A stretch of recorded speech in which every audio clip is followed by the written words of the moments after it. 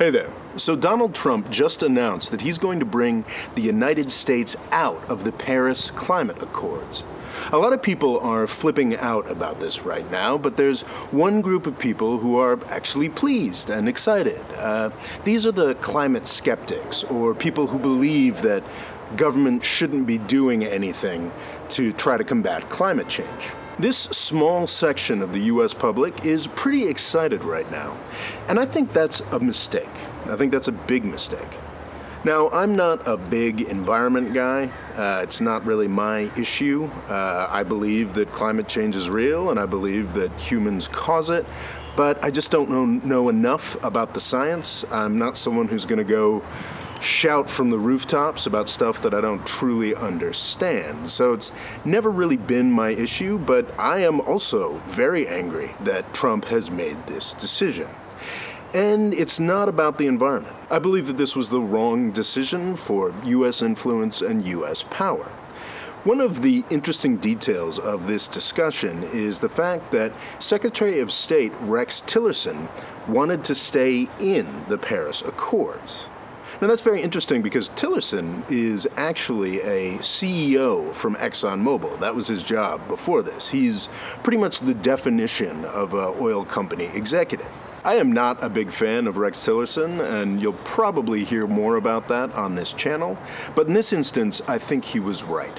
What Tillerson knows, and what Trump has just chosen to ignore, is the fact that having a U.S. seat at the Paris Climate Accords meant that U.S. companies, U.S. energy executives, and U.S. climate skeptics had influence on the process.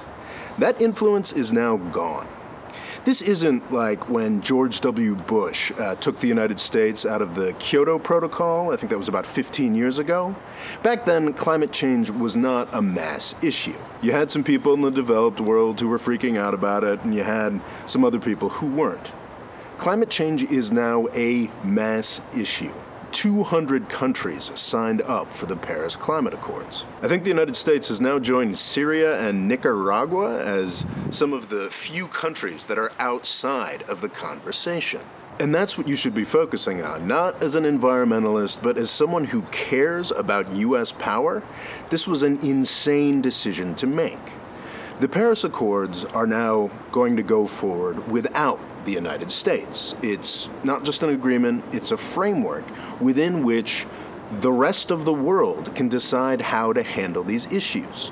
The United States no longer has a seat at that table. It is just as dumb as the United States unilaterally deciding not to participate in the United Nations or the World Trade Organization anymore. Yes, the climate accords are pretty weak at this point, and they're just at the beginning formation stages.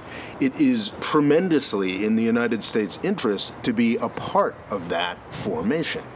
And for climate skeptics, the U.S. vote was pretty much the only thing holding back these climate accords from becoming much bigger, much more powerful, and much more stringent. So actually, if you're an environmentalist, maybe you should celebrate the fact that the United States is no longer involved. Maybe that's an overstatement, but as someone who is deeply concerned with American power and wants American power and prestige to be preserved in the world, this was a really bad decision. And it was also a really, really bad decision if you're a climate skeptic. Thanks for watching. Please subscribe. And if you'd like to see more videos like this, I'd be grateful if you considered chipping in my crowdfunding thing on Patreon. I'm in the middle of a fundraising drive right now. I'm trying to get the income for this project above U.S. minimum wage because I'd really like to keep doing it, but I kind of need to get paid. Thanks.